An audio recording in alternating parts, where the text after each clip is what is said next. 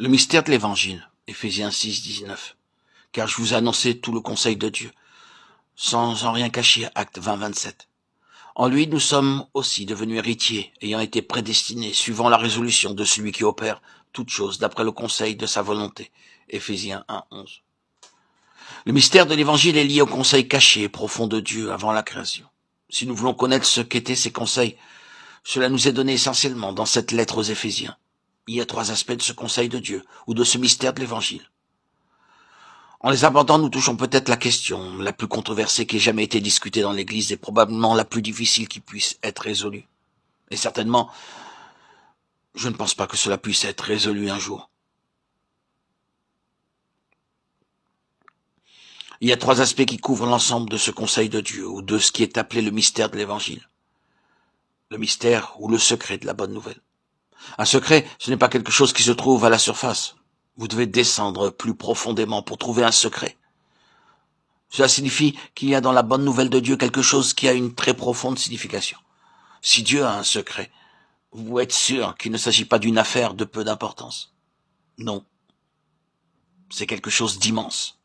Et le premier aspect de ce mystère, de ce secret, ou du conseil de Dieu, c'est le mystère des conseils éternels. Quels sont donc ces conseils? Nous devons bien sûr parler le langage des hommes, mais nous ne devons pas essayer d'entrer dans de tels concepts avec notre compréhension et notre connaissance.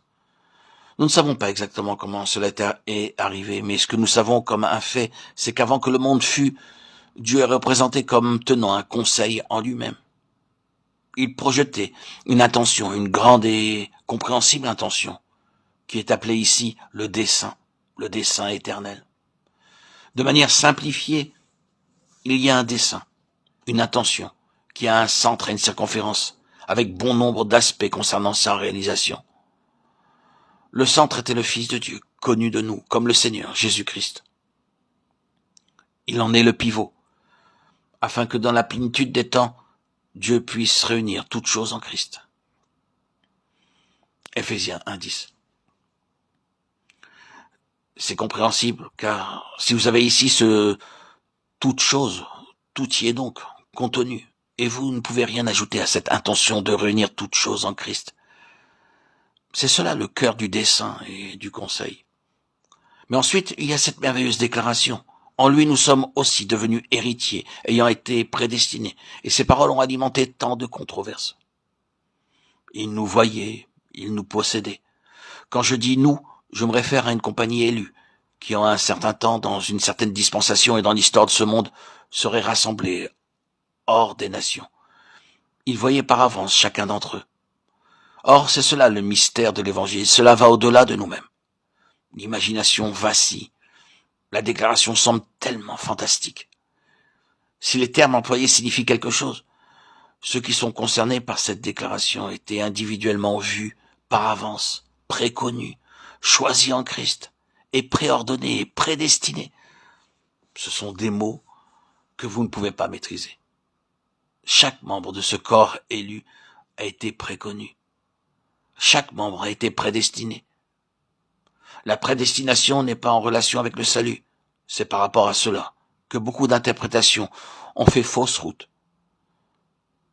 La prédestination est en relation avec un dessein spécifique et non pas avec le salut. C'est selon son dessein en Jésus-Christ que nous avons été préconnus et préordonnés pour être conformés à l'image de son Fils. Romains 8, 29. Nous avons été prédestinés selon un dessein, c'est merveilleux à dire, et donnés à Christ.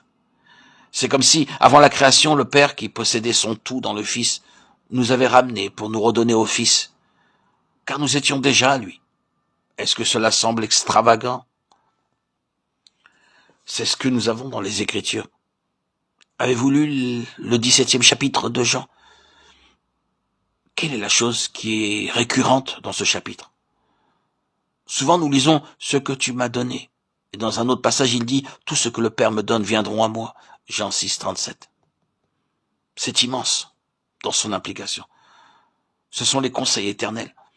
C'est le mystère de l'Évangile. Bien qu'il soit dit que ce mystère, ce secret, est maintenant révélé, Qui parmi nous est parvenu au plus profond de ce qu'il signifie?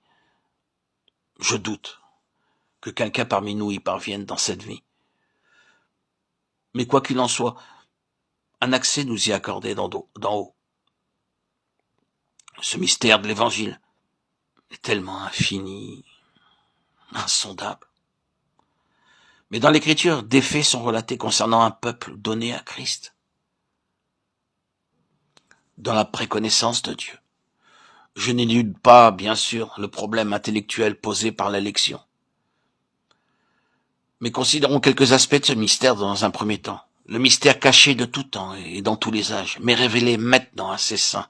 Colossiens 1, 26. La première chose au sujet de ce mystère, la merveille de l'Évangile, le secret de Dieu qui était caché dans les âges passés, c'est qu'il est maintenant connu, proclamé. Cela surprend notre imagination, mais c'est ainsi. Et nous ne pouvons que le mentionner.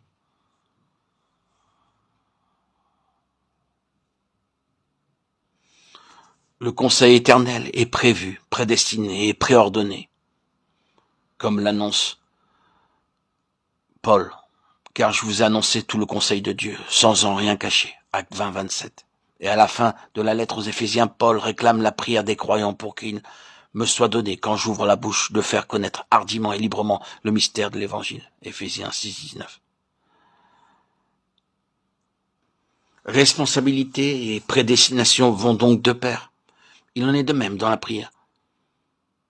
Si Dieu sait qu'il va faire ceci ou cela, pourquoi prier? Est-ce que cela changera quelque chose? Mais nous ne pouvons pas argumenter de cette manière. Il nous est dit que nous devons prier, c'est tout. La responsabilité nous en incombe, bien qu'il y ait cet aspect concernant les conseils divins.